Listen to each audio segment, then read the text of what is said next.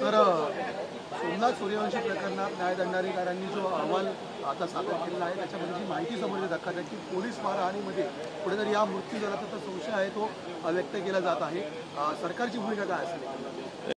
सरकारची भूमिका ज्या प्रकार कोणी दोषी आहे त्याला बेड्या टाकण्याचं किंवा त्याच्यावर कारवाई करण्याची भूमिका सरकारची राहणार आहे। या संदर्भात सरकार म्हणजे पोलीस विभागामार्फत चौकशी करून आणि सखोल चौकशी करून जोही दोषी असणार त्याच्यावर कारवाई होणार आहे।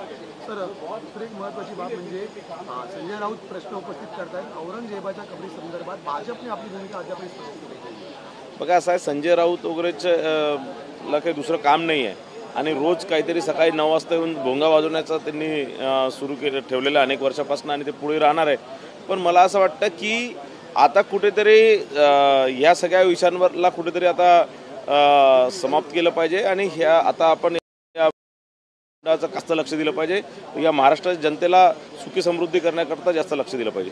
IPS अधिकारी परमवीर सिंह यांच्या संदर्भात सुद्धा ते म्हणतात की भाजप अशा अधिकाऱ्यांना वाचवण्याचा प्रयत्न करतात। बघा असं आहे, परमवीर सिंग जे आहेत त्यांचं कोणासोबत साटेलोटं होतं, कोणी त्यांना मुंबईचं कमिशनर केलं, कोणी त्यांना सगळं हे केलं हे सगळ्यांना माहीत आहे आणि त्यात संजय राऊत किती दोषी आहे हेही सगळ्यांना आणि म्हणून मला असं वाटतं की याच्यावर जास्त आपण कारण या सगळ्या विषयावर कुठेतरी विषांतर करण्याचं काम किंवा एक जुने विषय काढून विषांतर करण्याचं काम ते करतात आहे।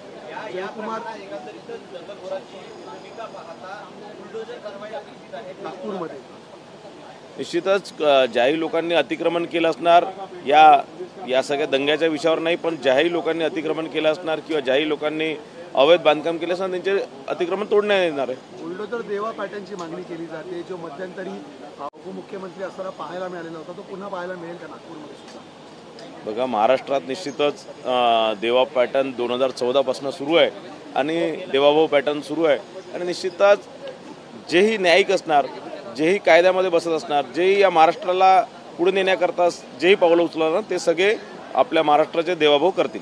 जयकुमार गोरेंच्या बाबतीमध्ये जे आरोप महिलेने केलेले होते त्या महिलेला आता 1 कोटीची खंडणी घेताना काल पोलिसांनी अटक केलेली आहे। 3 कोटीची खंडणी मागितलेली होती, काय याच्या मागचं कारण वाटतं?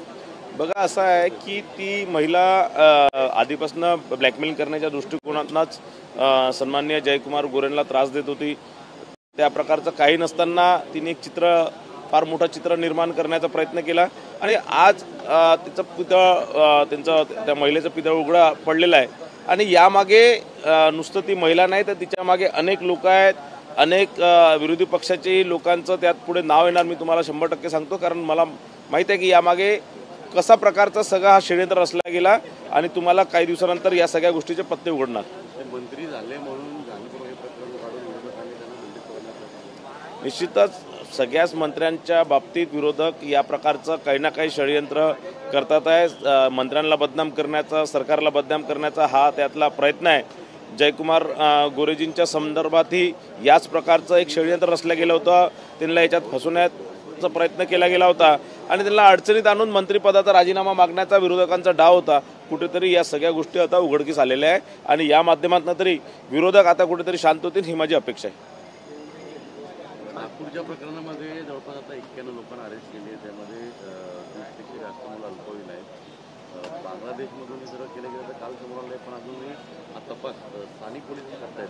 ATS किंवा NIA पर्यंत तपास गेलेला आहे का काय माहिती नाही? बघा असं आहे की आता स्थानिक पोलीस ज्या प्रकारे हा सगळा दंगल रोखण्याचं काम केलं, ज्या प्रकारे त्यांनी कारवाई केल्या, ज्या प्रकारे 90-91 लोकांना या संदर्भात अटक केलेली आहे, तर मला असं वाटतं स्थानिक पोलीस आणि तिचे कमिशनर ते चांगलं काम करतात आहे आणि मला असं वाटतं की हे पूर्ण जो उघडकीस बांगलादेशचा हात असणार, आणखीन कोणाचा हात असणार आणि कुठनं फंडिंग झालेलं, कुठनं फोन आले आहेत, या सगळ्या गोष्टींचा तपास सखोल होणार। गरज पडली तर बाकी इतर एजन्सी सुद्धा यामध्ये मदत करतील। परिणय फुकेजी, सामना वृत्तपत्राचा दावा आहे की मालेगाव ब्लास्ट 2008च्या प्रकरणामध्ये मुंबईचे जे माजी पोलीस आयुक्त आहेत परमवीर सिंग यांचं कनेक्शन समोर आलेलं आहे। तत्कालीन ATS अधिकारी मेहबूब मुजावर यांना परमवीर सिंह यांनी राष्ट्रीय संघाचे प्रमुख असलेले मोहन भागवत यांना त्यावेळी मुंबईतला उचलून आणण्याचे आदेश दिलेले होते, मात्र या आदेशाचं पालन न केल्यामुळे त्यांचा बळी गेला असं त्यांचं म्हणणं आहे। मला नाही समजलं। परमवीर सिंग यांनी त्यावेळी राष्ट्रीय संघाचे मोहन भागवत यांना अडकवण्याचा प्रयत्न नाही, मला खरं आता हा माझ्यासाठी नवीन विषय मला माहीत नव्हते.